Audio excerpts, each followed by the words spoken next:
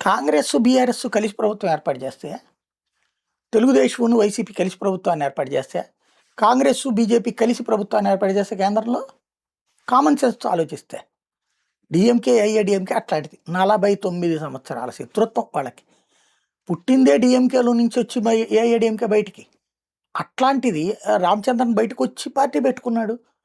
తద్వారా అప్పటి నుంచి ఏఐఏడీఎంకేకి, డీఎంకేకి పడుతోంది. 49 సంవత్సరాల శత్రుత్వాన్ని వదిలేసి డీఎంకే, ఏఐఏడీఎంకే కలిసేసి ప్రభుత్వాన్ని ఏర్పాటు చేస్తాయా? ఎవడయ్యా ఇది సృష్టించిందంటే ఇండియా టుడే వాడు. అక్కడ బీజేపీ వ్యతిరేక శక్తులన్నీ నిన్న రెచ్చిపోయినాయి. వాస్తవంగా ఏది విజయ్ని ఏదో దెబ్బ కొట్టడానికి వీళ్ళు కుట్ర పన్నేస్తున్నారు అన్నటువంటిది కాదు. వీళ్ళు అద్భుతమైన ప్లాన్ చేస్తారు విజయం దించడానికి. ఇంకో పక్కన బీజేపీ సహకరిస్తుందని. గవర్నర్ 118 మంది లిస్టు తెచ్చుకో అన్నందుకు వీళ్ళు ఈ లోపు కథలు లేశారు. ఇవాళ పేపర్లో కూడా డీఎంకే, ఏఐఏడీఎంకే ప్రభుత్వం వచ్చేస్తుంది. స్టాలిన్ పొద్దున్న చెప్పేదాకా అదే నడుస్తుంది. ఇంతకంటే కుట్ర ఇంకేమైనా ఉంటాయి? ఇప్పుడు ఇదివరకు విశ్వసనీయమైన సమాచారం తెలిసినప్పుడు ఆ మాట మాట్లాడేవాళ్ళు. నిన్న కూడా ఏఐఏడీఎంకే నేతను టీవీకే కలిశారు, టీవీకేని ఏఐఏడీఎంకే వాళ్ళు కలిశారు.